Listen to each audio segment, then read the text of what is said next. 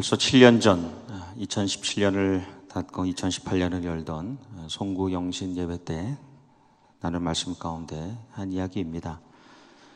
오래전 동물의 신기한 영상, 신기한 생활을 다룬 TV 퀴즈 프로그램이 있었는데요. 수많은 동물들이 등장했는데 그 가운데 제 뇌리에 가장 강력하게 남은 것이 스프링벅이라는 영양입니다. 스프링벅은 남아프리카에 서식하는 영양 종류인데요. 그 이름처럼 스프링과 같이 자기 키의 4배를 뜁니다. 한 1m 정도 되는 영양이 4m를 뛰니까요. 대단한 높이죠. 그런 점프력, 그런 능력을 가진 동물입니다. 평소에는 몇십 마리 정도 모여서 머물 때는 그 자리에 안주하면서 풀을 뜯습니다. 움직이지 않아요. 그런데 이 영양들이 갑자기 모여들면서 수백 마리, 수천 마리가 되면 전혀 다른 행동을 합니다. 이상 행동을 보이기 시작하는데 그 전체 무리의 앞쪽에 있는 영양들이 풀을 먹으면 이 뒤쪽에 있는 영양들이 풀을 덜 먹게 됩니다. 점점 없어지니까 조금이라도 이 풀을 먹기 위해서 앞으로 나아가려고 경쟁을 합니다.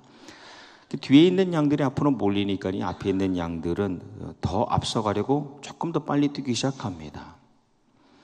앞에 있는 양들이 빨리 뛰니까요, 뒤에 있는 양들도 뒤질세라 점점 질주합니다. 전체 무리가 전속력으로 달려서 초원을 지나고 개울을 건너고 무작정 뜁니다. 방향도 목적도 없이 돌진하다가 절벽을 만나요. 낭떠러지를 만나면 그대로 강물로 다 들어갑니다. 그리고 익사하고 사체만 이 강물에 뜨죠. 우리가 잘 아는 벼룩, 플리라고 합니다. 길이가 한 2mm 정도인데요. 자기 몸의 100배를 넘게 뜁니다. 20cm 이상 뛸 수 있는 능력을 가진 곤충입니다.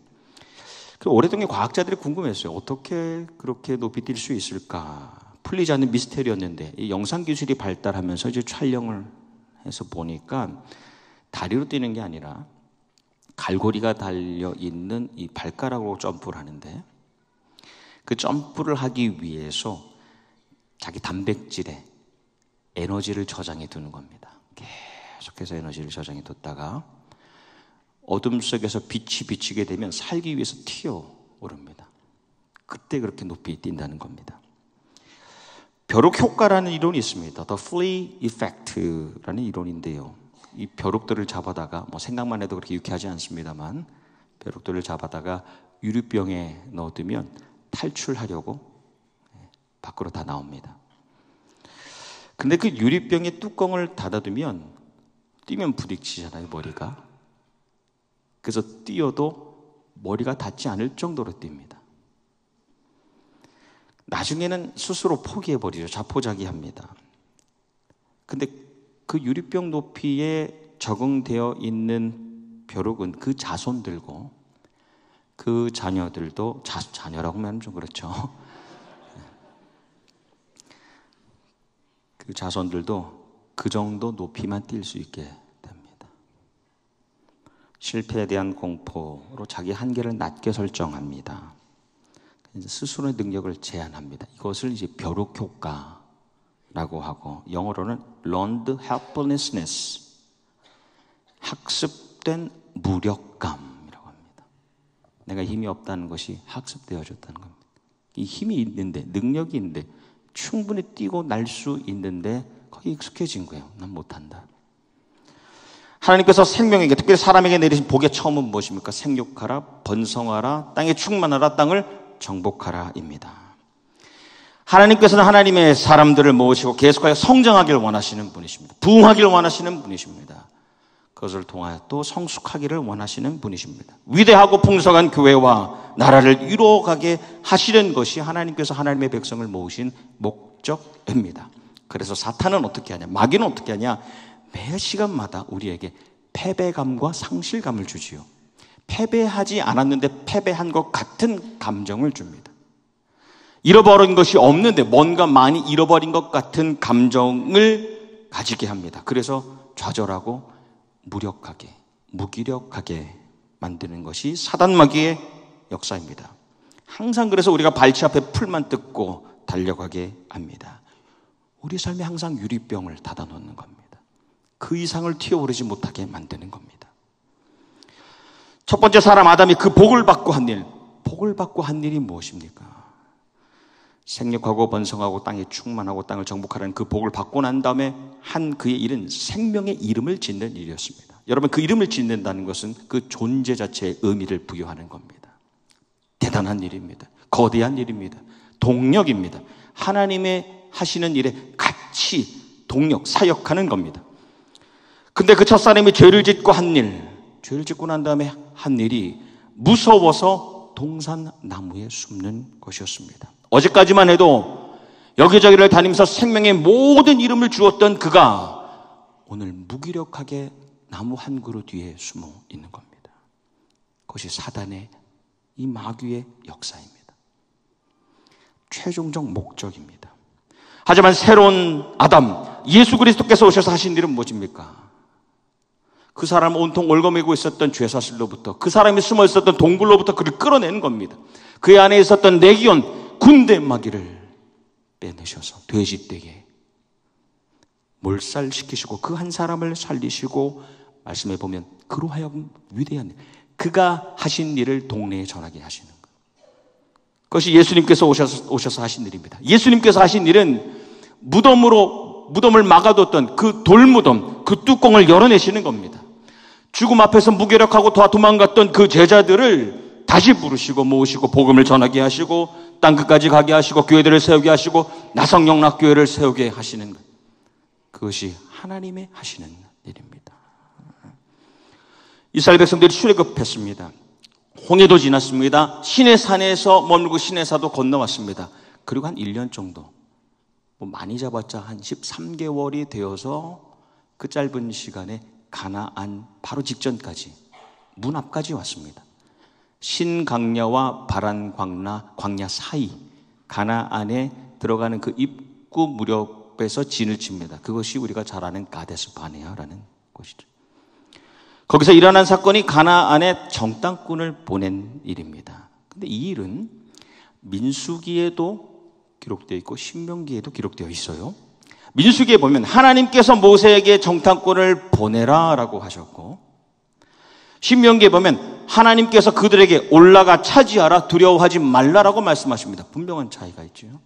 어느 것이 맞느냐? 원래 하나님께서는 이스라엘 백성들이 신과 바란 광야 사이에 있었던 그 백성들이 그대로 쳐서 올라가서 가나안으로 가기를 원하셨던 겁니다.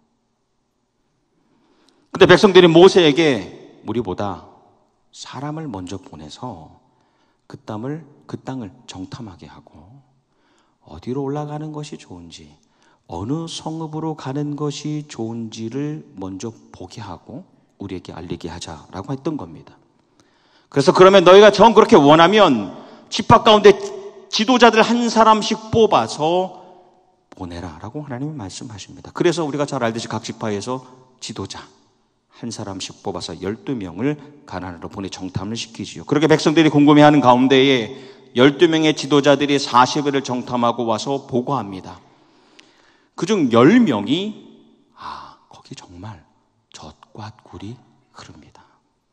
그런데 거기 사는 사람들은 강력하고 거기 세워진 성읍들은 견고합니다.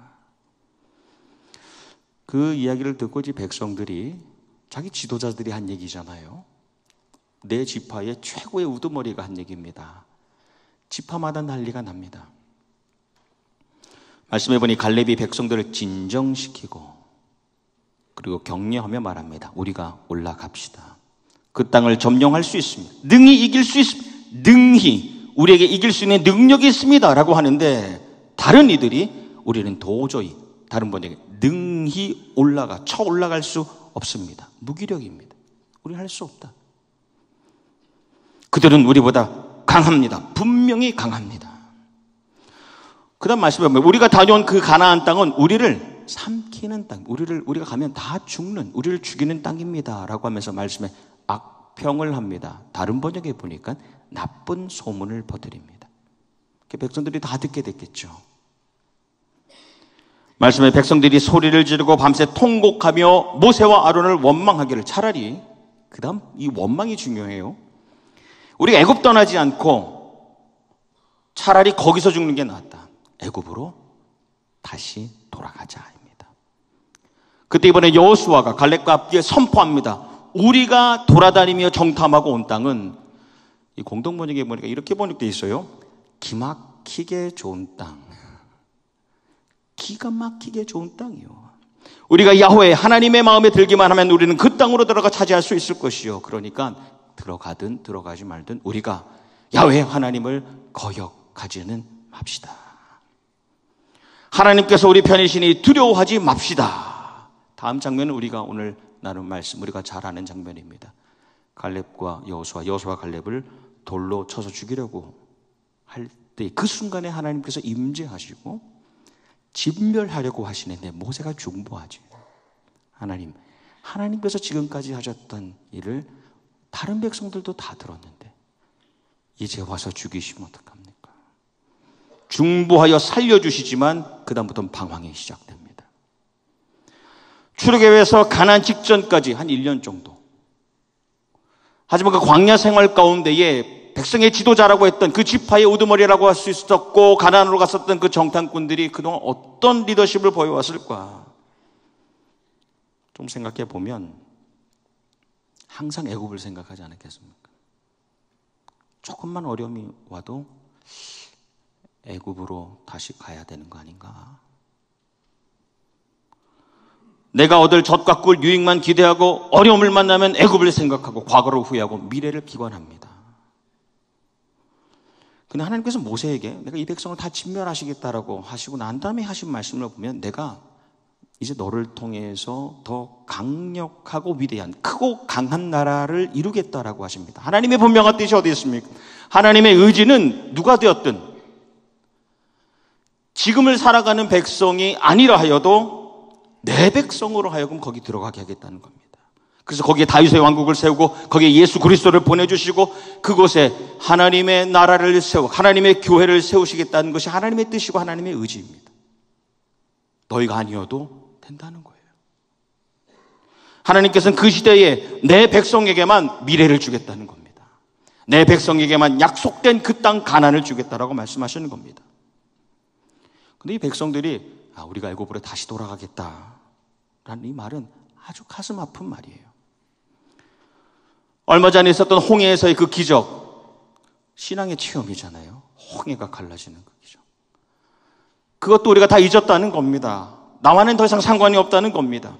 시내산에서 주셨던, 시내산에서 하나님께서 친히 주셨던 그 율법 말씀과 또 광야에서 이제 세우기 시작했던 그 성막, 그 광야의 교회도 없어도 된다는 거예요. 애굽으로 가면 애굽의 우상을 다시 섬기겠다는 겁니다.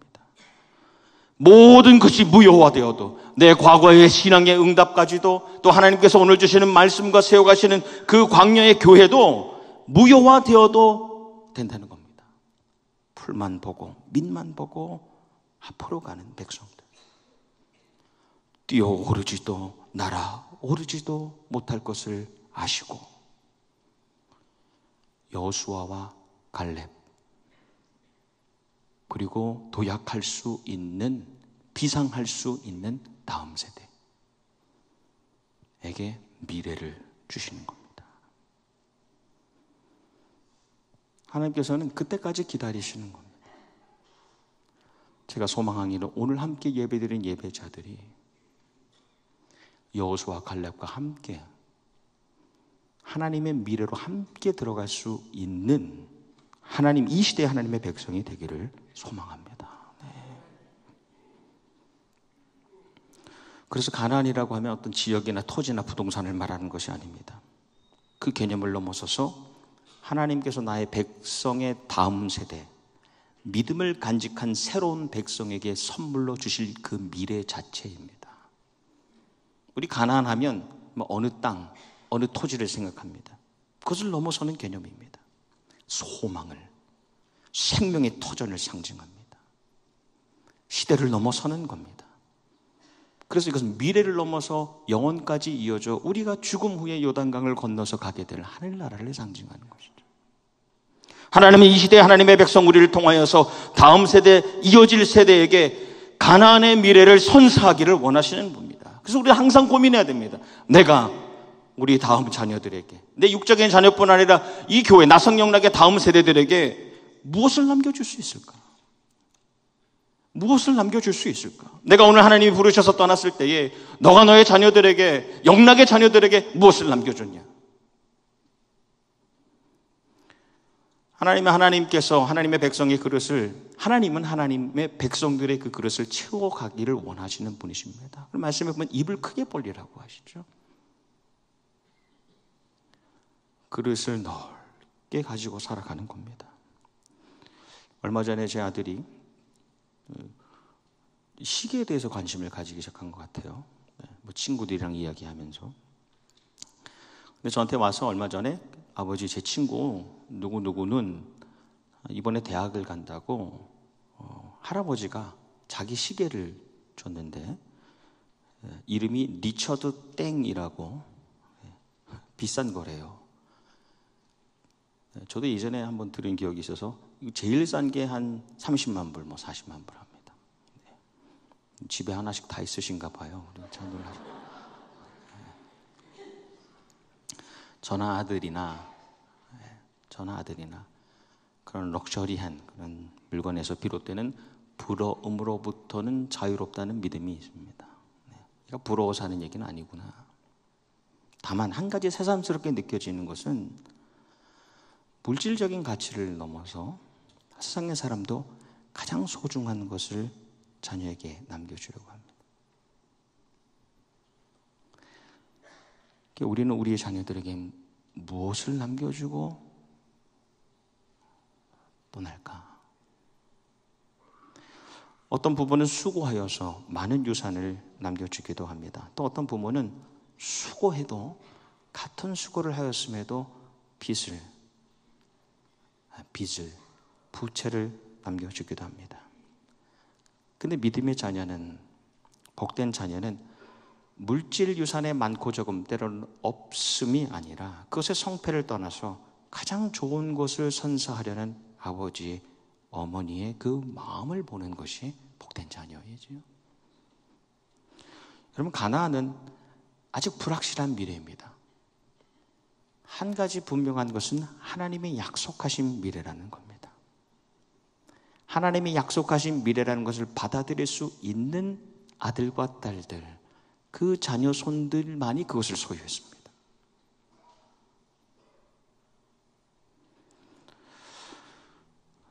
우리 영락의 오늘 모든 예배자들이 하나님의 믿음의 유산을 누리고 물적 또 인적, 영적 자원을 물려줄 수 있기를 소망하는 것이죠. 네. 우리가 잘 알듯이 여호수아 갈렙이 40년이 지나서 광야에 40년을 지나서 들어갑니다. 땅을 분배합니다. 그리고 5년이 지났어요. 근데 5년이 여전히 지났는데도 올라가 보지 못한 산지 기랏 아르바가 있습니다. 어느새 백성들은 이민 와서 살만하다, 이 정도면 살만하다 안주했지만 갈렙은 여전히 최고 지도자였음에도 그 산지는 다른 부족의 것이 아니고 다른 지파의 것이 아니고 내 믿음의 자녀들에게 주신 미래이다 라고 믿고 쳐서 올라갑니다. 내가 아직 힘이 있습니다. 여호수아여, 내게 아직 힘이 있습니다. 그렇게 얻어냈고 그 땅을, 그 헤브론을 유다 자손의 다윗 왕국으로 세워가는 겁니다. 우리 후손들, 우리 믿음의 후손들이 기억하는 이 갈렙, 여러분, 갈렙의 위대함은 그 헤브론을 땅으로 얻었다, 그 부동산을 얻었다는 그것이 위대함이 아니죠. 그 소유보다도 좌절과 무기력함을 넘어서서 믿음을 가지고 나아갔던 그의 믿음을 기억합니다. 우리가 믿음을 얻은 가나안, 이 아름다운 나성영락의 유산을 믿음과 함께 전해줄 수 있기를 주님의 이름으로 축복합니다. 고대 중국의 진나라 시황, 진나라의 첫 번째 황제, 그리고 진시황이라고 하죠. 북방의 오랑캐 공격을 막기 위해서 그 침입을 막으려고 쌓은 성이 만리장성입니다. 보니까요 1000년 동안 쌓았어요. 그리고 최소 이 두께가 5m입니다. 길이가 2700m, 1700마일인데 조금 감이 없으실 것 같은데 그 성의 길이가 LA에서 애틀란타까지입니다. 이제 좀 감이 오시죠? 절대로 오를 수도 없고 절대로 뚫을 수도 없고 절대로 넘을 수도 없는 방어벽. 어떤 진입도 막을 수 있는 벽. 그래서 처음 만리장성이 세워지고 100년 동안 3번의 완벽한 진입을 당합니다. 이 오랑캐 유목민들이 성을 오르려고 하지 않았어요. 성을 허물려고 하지 않았습니다. 문을 지키는 사람에게 뇌물을 줬어요. 그냥 열린 문으로 쉽게 들어왔습니다. 아무리 견고한 성을 오랫동안 지어도 견고한 믿음이 없는 나약한 의지의 사람들이 지키면 다 사라집니다.